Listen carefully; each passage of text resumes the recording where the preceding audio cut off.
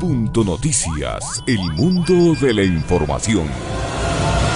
Ya son las 8 de la mañana con 45 minutos y lo que era un rumor se ha convertido en una verdad. El vicepresidente de la República, Otto Sonnenholzer, acaba de presentar la renuncia a su cargo. En ese mensaje que lo acabamos de escuchar, un mensaje a través de una cadena de radio y televisión, el segundo mandatario ha hecho pública su decisión de renunciar a la vicepresidencia del Ecuador, cargo que ha ocupado durante 6 meses, 24 días en el país y convirtiéndose también en el tercer vicepresidente que ha tenido el actual mandatario Lenín Moreno. Me acompañan en este espacio de Punto Noticias Orlando Pérez, periodista, y también el doctor Ramiro Aguilar, experto jurista constitucionalista, para analizar la decisión que ha adoptado Otto Sonnenholzer, que también ha dejado clara su intención de continuar por una ley electoral por separado del gobierno nacional, aparentemente. Orlando, ¿cómo estás? Buenos días, bienvenido.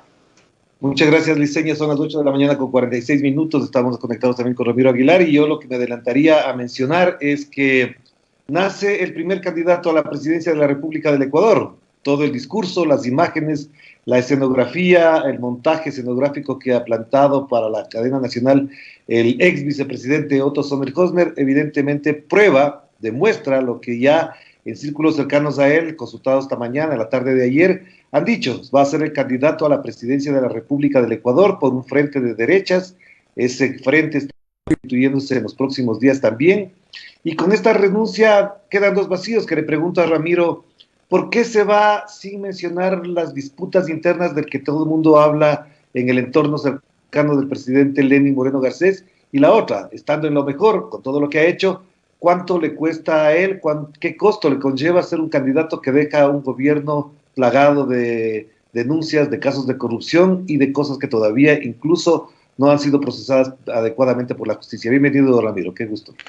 Muy buenos días, un gusto dirigirme a la audiencia. Mira, yo creo que esto no toma por sorpresa a nadie, era una renuncia cantada. Creo que la renuncia puede tener varias lecturas y me permito dárselas. Me parece a mí que Romo y Roldán, la ruptura le barrió los pies al vicepresidente. Es decir, como cuando tú estás en un restaurante y los meseros quieren irse o quieren que te vayas, sacan la escoba y te barren hasta los pies. A Sonnenholzer le barrieron los pies. Estorbaba porque yo creo que Lenín Moreno está preparando su salida, y una salida intempestiva, una salida abrupta. No creo, esta es una opinión mía, no creo que él entregará el poder el 2021, se irá mucho antes, se irá cubierto las espaldas, y para cubrirse las espaldas necesita tener a alguien en quien confiar y que él sabe que es capaz de cualquier cosa para cumplir el encargo, y creo que esa persona es María Paula Romo. Y necesitaban ponerle a María Paula en la vicepresidencia. Para eso María Paula y la fiscal harán su trabajo poniendo los moticos de la policía fuera de los domicilios de los asambleístas mañosos para conseguir los votos, así que no hay que sorprenderse que tenga los votos. Ella será elegida vicepresidenta de la República y en un momento determinado, que yo creo que será antes de diciembre, Moreno dirá: me voy, hasta luego, he cumplido mi renuncia, mi familia, mi estado de salud, etcétera, deja la renuncia y ten la seguridad que además habrá un quinto vicepresidente, porque Romo llegará a la presidencia para los últimos meses, además con una misión clara, creo yo, después del acuerdo que se llegó ayer con los tenedores de los bonos, con el aval del FMI, que es tratar de torpedear de cualquier manera la elección del 2021 e impedir el triunfo del progresismo.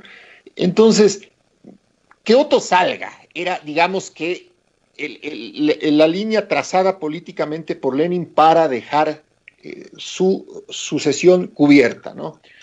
Ahora, que Otto salga a una candidatura, yo creo que es parte de esa cosa que nos pasa a los políticos, y es que a veces te embriagas de política, no de poder, de política. Entonces te gusta, de hecho es una cosa muy bonita cuando se hace bien, y quieres seguir sentado en la mesa grande, quieres seguir optando por llegar al ejercicio del cargo. Otto, supongo yo, además querrá la presidencia de la República, pero del querer al poder hay una distancia enorme. La primera pregunta que yo haría es: bueno, ¿y por qué partido se va a lanzar? No sé si me permite, Liceña, pero ahí quisiera también comentar dos temas que están en la renuncia del vicepresidente hasta ahora. Es que efectivamente el planteamiento hecho por Otto Sonnenholzer es atacar de nuevo al anterior gobierno. sé si se me está escuchando adecuadamente ahí. Sí, te escucho perfecto. Ah, ya, perfecto. Lo que te decía entonces es atacar al anterior gobierno, incluso dice dejar el modelo de Venezuela, es decir, es el perfecto discurso político de campaña electoral. Pero yo quisiera señalar también dos cosas que es muy importante tomar en cuenta. Las cifras de popularidad que tiene el vicepresidente superan de largo al presidente actual, Lenín Moreno Garcés. Eso es una obviedad, no parecería nada normal. Pero al mismo tiempo hay otro elemento. Esas cifras las consigue en el cargo, con los recursos del Estado, con el aparataje mediático que tiene un vicepresidente. Siendo ex vicepresidente, quedándose por fuera, ¿a quién va a apalancarse o en qué se va a apalancar? ¿De dónde saldrán esos recursos? Él dice que es un personaje que no tiene dinero, etcétera, etcétera. Entonces ya lo sabemos que puede funcionar así en campaña electoral. Pero no siendo vicepresidente ya no es lo mismo, es decir, ya no va a tener el aparato mediático, salvo algunos medios y amigos que tiene, porque ya sabemos quiénes son. Entonces, ¿en qué va a sustentar su popularidad para lo que él le ofreció? Continuar en el cambio del Ecuador. A ver, pero tú abriste la entrevista con una hipótesis, y es, se va a formar un frente de derecha en donde Sonnenhösler sería el candidato. Y vi este fin de semana un comunicado de la extrema derecha, en donde se juntaban César Montúfar, Luis Fernando Torres, Esteban Torres, el hijo de Luis Fernando, el asambleísta, estaban también estos nietos que son descendientes de los infantes españoles y que creen que esto debería volver a ser una colonia del Imperio Español. Entonces, quizá le convencieron a Otto Sonnenhösler de que él podía ser el candidato de la derecha más radical, porque digamos que la otra derecha tiene a Lasso de candidato y Lasso no va a ceder en su posición electoral. Entonces, al menos vamos a tener dos candidatos de derecha. Lasso no crece en su intención de voto, está en el 7 y 8%, y yo coincido contigo, es decir, si bien eso de que Otto Sonnenhösler no tenga recursos no es verdad, o sea, es un hombre de un patrimonio importante, pero dudo mucho que quiera poner su patrimonio en la lotería de una campaña política. Entonces sus auspiciantes serán los sectores de derecha que quieren el continuismo.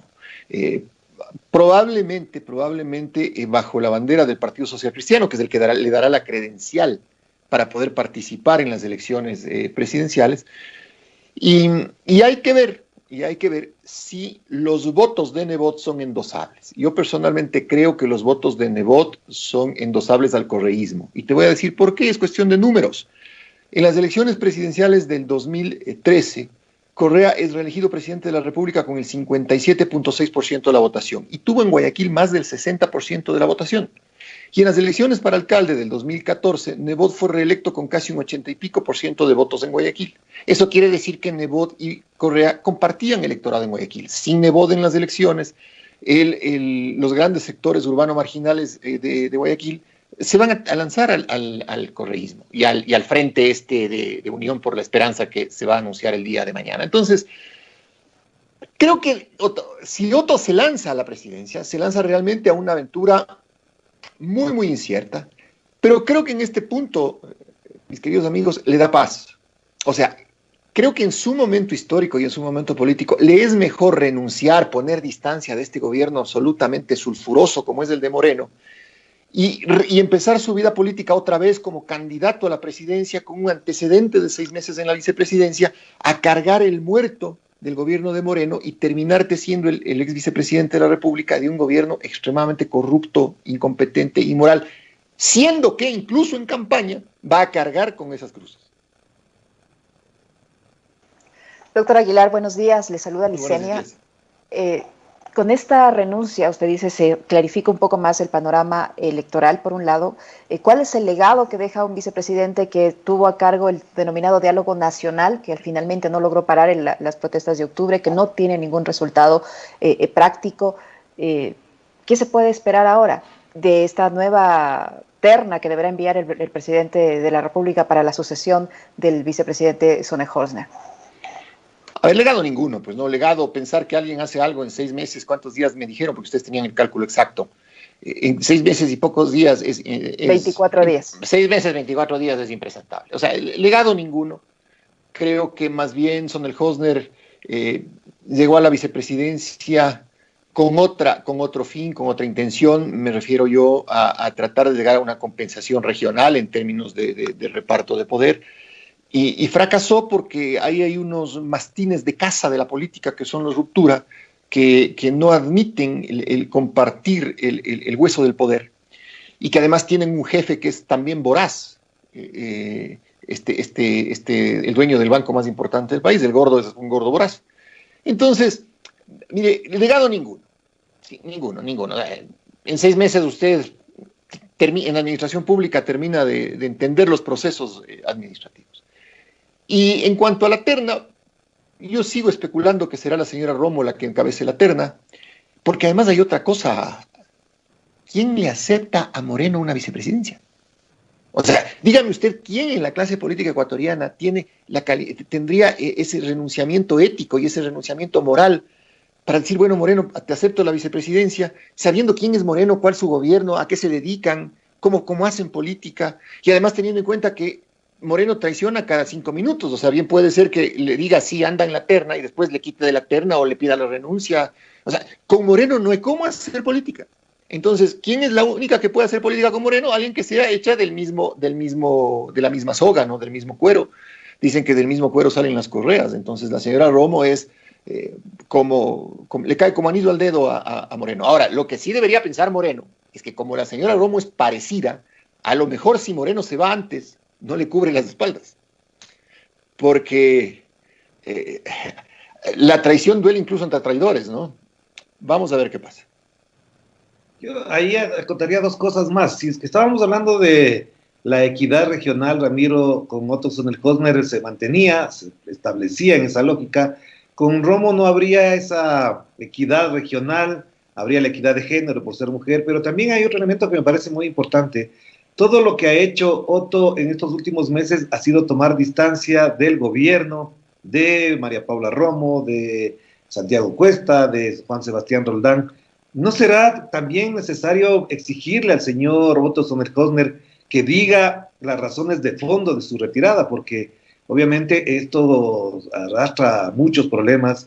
Él incluso le ha mencionado a una fuente muy cercana que cuando pensaba en la renuncia, decía, me voy por discrepancias con la número 1, no con el número 1. Esa palabra es muy importante, la tengo registrada por si acaso en algún momento hace falta. Él habría dicho así porque es copiado de un mensaje de texto, eso lo había dicho él. Se va por grandes discrepancias, graves y grandes discrepancias con la número 1 del gobierno. Si eso es así en ese panorama, también volvemos a lo que ya fue un mal endémico de la democracia ecuatoriana: 10 presidentes en 7 años, ahora son 4 vicepresidentes, serían prácticamente en 4 años. Esto, ¿cómo se expresaría, cómo se plantearía como plataforma política para el próximo año? ¿Cómo lo ves en esa perspectiva? A ver, primero déjame hacerte una broma medio cruel y pulearme un poco. Es que yo dejé maleando la vicepresidencia, porque acepté una candidatura tonta a la vicepresidencia y voté maleando a la vicepresidencia. No, esto es broma, no se lo vayan a tomar, pero en serio. Pero, a ver, finalmente va a terminar ejerciendo la vicepresidencia y probablemente la presidencia de la República alguien que no participó en la elección y ni siquiera perdió. O sea, por eso subrayo un poco como broma cruel esto de dejar baleando la papeleta. Pero al menos alguien que haya estado en la papeleta, me explico, alguien que haya tenido la posibilidad de que el pueblo ecuatoriano le dé 1, 2, 3, 4, 5, 6, 7 votos. Pero no puede ser que el poder termine asaltado por estas grietas que tiene el orden constitucional, que las tiene como toda ley desde mucho tiempo, desde viejo como la historia del derecho, esta forma de hackear el sistema.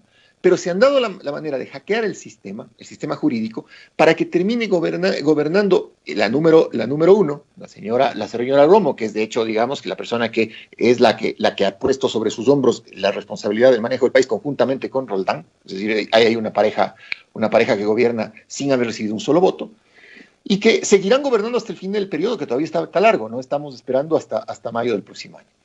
En ese orden de cosas, la inestabilidad de los vicepresidentes, no hay que ser tampoco muy buscador de las teorías oscuras. No, con Moreno no podrías trabajar. O sea, ¿por qué la señora Romo está anclada como mandíbula de arriba al gobierno de Moreno? Porque arriba la señora Romo están intereses que son aquellos que buscan un claro beneficio económico. Te hablo del banquero más importante del país. Entonces, está ahí Romo y Martínez clavados como mandíbula de arriba. No se mueven, pero no porque Moreno no quiera traicionarlos o no los quiera dejar. No, no. El jefe de Moreno le dice no los topas. ¿Me explico? Pero en esas condiciones, cuando hay este equilibrio regional, y evidentemente Sonnenholzer provenía de otro sector del poder político y económico ecuatoriano, que está desplazado digamos, de la órbita de influencia de Moreno, o que no llega a tener influencia sobre Moreno porque Moreno está cooptado por otros sectores, entonces a Sonnenholzer no le tocaba más que irse y deben haber sido los peores 6 meses de su vida. O sea, un hombre que desde que empezó la pandemia, digamos que empezó a activarse, ¿no es cierto? Y en mitad de la pandemia se oscureció, se puso en la sombra porque le barrieron bajo los pies. Doctor Aguilar, hay que hacer una corrección, es 1 año, 6 meses, 24 días que ha estado el señor Sonnenholzer como vicepresidente de la República. Ahora, él asegura que hay gente que le intenta confundir, que le intenta mezclar con los sectores oscuros. ¿A quién cree que se refiere él? ¿A las personas que usted menciona, las de ruptura? Pero sin duda, pues, sin duda. Y yo creo que Otto Sonnenholzer no, al menos de lo que se ve, de estas denuncias que han sido en el Ecuador alimento de todos los días, no le he visto a Sonnenholzer vinculado a las denuncias, y creo que no lo está porque además estuvo siempre ligado, mejor dicho, fuera del ejercicio del poder real. Más bien fue el hombre de la foto, ¿no? Por eso le pusieron foto en vez de Otto. Entonces no le veo a él en esos enredos, ¿sí? Pero sí le veo a él estorbando en quienes quieren todo el poder para hacer más enredos. Creo que eso es claro. Claro, la precisión está bien. Liz iba a decirlo hace un momento, es 1 año, 6 meses, porque él se posesionó como vicepresidente en diciembre del año 2018. Y en este año, 6 meses, Ramiro, también hay 2 o 3 acontecimientos que son importantes. Él mencionó el tema de la pandemia, que obviamente les abrumó como gestión, ellos tenían otros planes, obviamente, pero por otro lado también él carga en su discurso contra el gobierno anterior, es decir, buena parte de lo que señala él es todo lo que supuestamente habría hecho el gobierno de Rafael Correa. En esa lógica, y ya dado que mañana se lanza esta alianza de la esperanza, esta unidad de la esperanza, entonces en el Ecuador vamos a tener una polarización de la que han hablado David Chávez, Franklin Ramírez, otras personas más, una polarización entre este frente de la izquierda, con Revolución Ciudadana, Centro Democrático, la Federación Ecuatoriana de Indígenas, un frente patriótico que también está Horacio Sevilla, están algunas personas más, y del otro lado tendremos a las derechas. En ese plano, en ese contexto, en esas circunstancias, tú mencionabas a Guillermo Lasso fuera de ese panorama.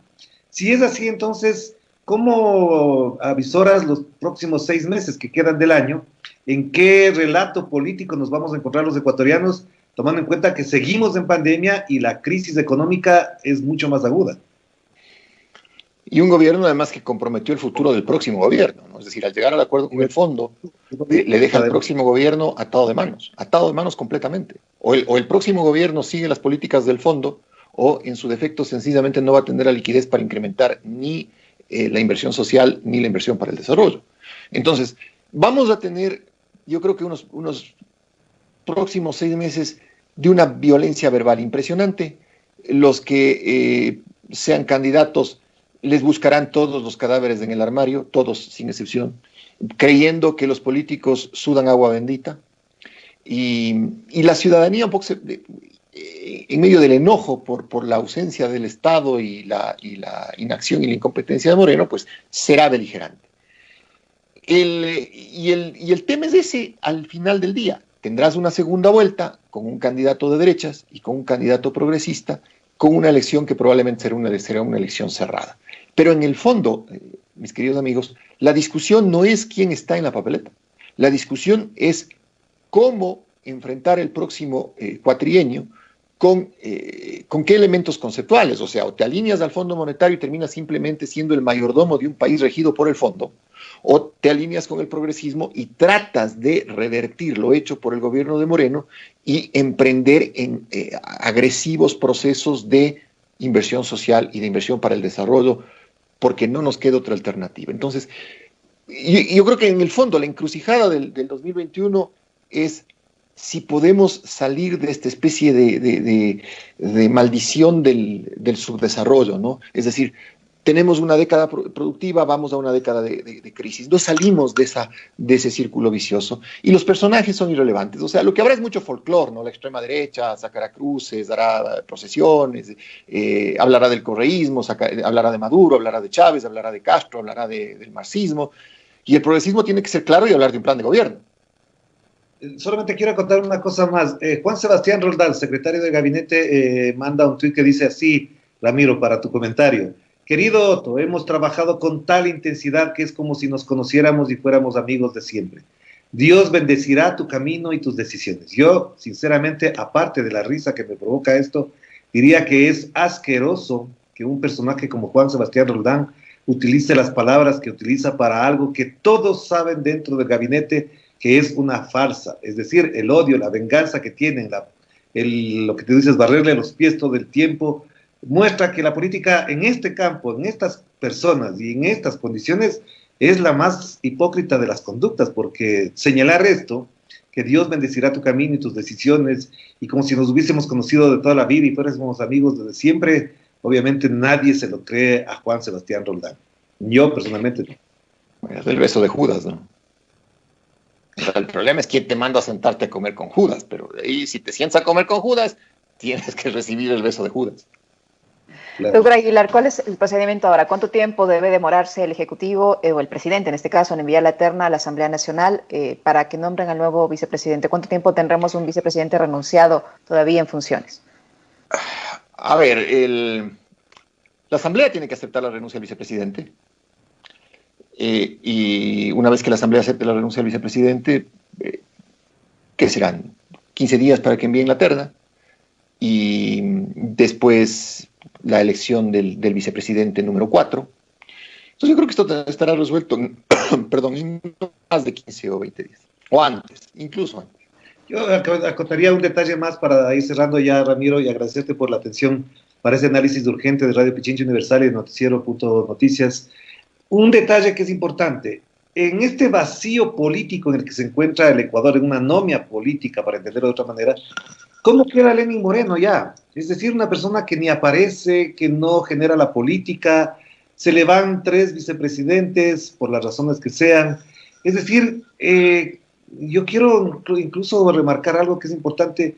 Si es que Lenín Moreno Garcés queda en la historia, ¿cuál sería el titular de ese libro que llevaría el nombre de Lenín Moreno Garcés si tú tuvieras que escribirlo, Ramiro? Los años sucios. No dudaría un segundo. Lenín Moreno y los años sucios. De acuerdo. Bueno, Liceña, creo que hasta ahí llegamos. Sí, yo creo que es una inquietud final, doctor Aguilar. El hecho de que se cambie de vicepresidente de la República y que eventualmente sea la actual ministra de Gobierno, ¿cambiaría en algo la correlación de fuerzas al interior de la Asamblea Nacional, cree usted? No, en absoluto, en absoluto.